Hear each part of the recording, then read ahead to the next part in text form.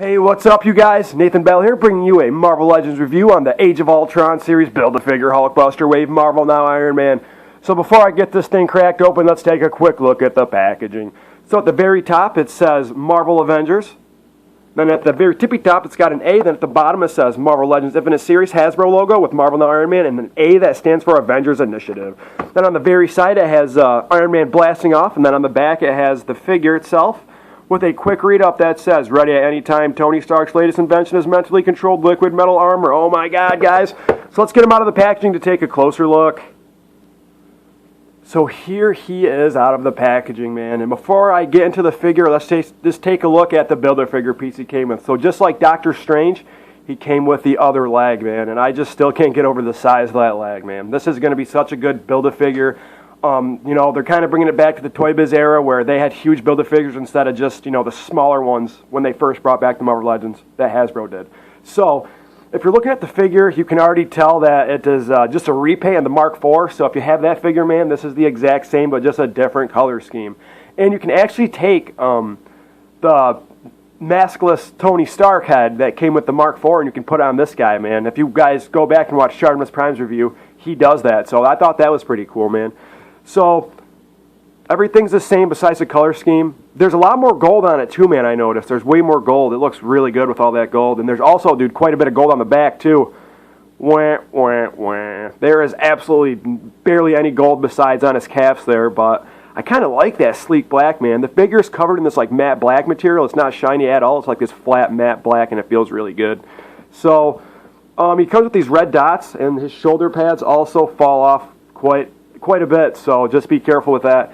You know, he's got the dots all over him, which I'm not really impressed by, man. You can see these are different colored, so that's whatever, man. That doesn't really bum me out, I guess. And then this is a sticker, man. That's definitely not painted on. I just like how it's got like the red around it, then with like the yellow dot in the middle, so that's cool.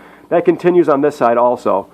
You got the red dot, and then my shoulder pad actually fell off. And these are really easy to get back in too, so I'd actually prefer these shoulder pads over the ones like on the Mark 43 Age of Ultron one, where they just kind of go up and they stay there and slowly, you know, go down, which that's going to wear over time, man. So if you want to put your figure up, dude, these elbows are just, not elbows, but the shoulder pads are kind of on this hinge, so. And then the red dots continue on the calves too. One right there and one right there. And also on the wrists, I didn't even notice that till now. See if I can focus up for you guys to see that, just that red dot. And then that is also on the other side, so that's pretty cool. So let's get into some quick articulation. So his feet, man, they kind of are just wobbly, really. I wouldn't really count them as being articulated. They go up about that much, and then they go back about that, and they kind of wiggle a little bit, but I wouldn't count that as an ankle pivot. And he does have a double-jointed knee, and then he does have a thigh swivel, and then his leg joints are on the Y joint, so you kind of got to turn the leg, then straighten up the thigh, and then get him to kick up. So he can kick up about that much, and then he can barely even go back that much. So you kind of got to fix the thigh to get him to go back. So actually, that's actually goes back quite a bit, man. So let me just see if I can fix that. It is a pain in the ass, guys, so I wouldn't really recommend doing it a lot. So he is on a diaphragm joint, so that can go forward that much and go back about that much. Then it does do a full 360, and it can go side to side. So his wrist does a full 360, and it's also on a hinge, so that can go up. And then it's restricted by his little armor piece on his hand. Then it can go side to side. He has a double jointed elbow. He also has a thigh swivel, which is also a pain in the ass because of that joint up there. Well, I just popped off, so I'm just going to leave it off.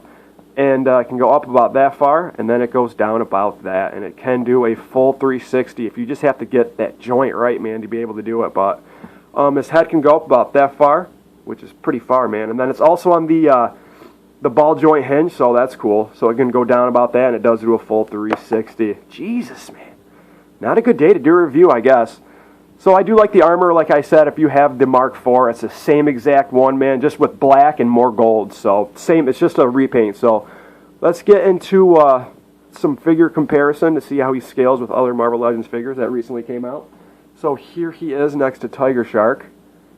Tiger Shark just overtowers him, man. He is just friggin' ginormous. Let me fix my camera. He is ginormous.